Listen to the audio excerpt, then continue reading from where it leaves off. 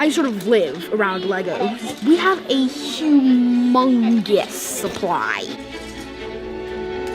Just having him to be on campus at school, going to play Legos, I mean, it's like the coolest thing. They just love to build things. They love wheels, gears, ships, planes. Because if you turn it this way, you'll see the red and the blue don't look symmetrical. Play-well after-school enrichment programs are typically an hour to an hour and a half of time after school that lets kids have some fun, but hopefully build on some things they're learning in the school day.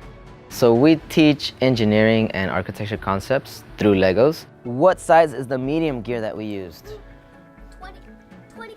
24, you can go build. They're learning stuff even though they don't know it. If we wanted to make it heavy, what do you think we can do to balance it?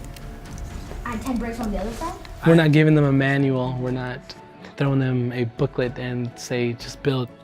We teach them a base project and then they use their imagination to build whatever they want. Like when I'm battling other people, if they have like nothing upgraded, they're just gonna fall over.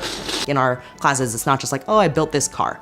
How do you make your car go faster? How do you make it go slower? What happens if I make it too heavy? Is it gonna break apart? Is it gonna not go anywhere? And a lot of that is the critical thinking and figuring things out, but all through a fun way. I first only had like a few bricks, but then when I added this, it went faster and got farther. One thing I'm gonna put on is Harry Potter, because I love him.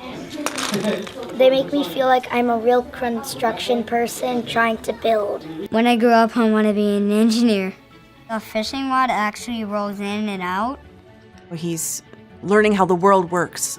And we'll drive over the Bay Bridge and he's like, I could build something like this. You're learning the fundamentals of engineering. You're learning the STEM of engineering. So it's not just Legos, but it's Legos with gear ratios. It's Legos with math problems that you kind of have to solve. And I attach a grappling hook to it, along with a chain, which attaches back onto the one-hole holy beam. They're learning off each other. They have different ideas. They problem solve together.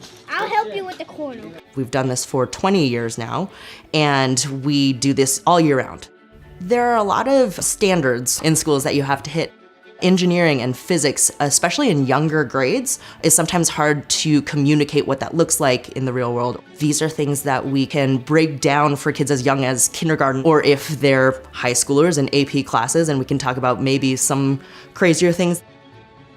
Play-well doesn't just want you to do one thing. They want you to be creative just by having that motivation, that extra confidence. Thinking on your feet definitely help in the real world. So if kids are applying that now at the age of 5, all the way up until adulthood, they're gonna do great.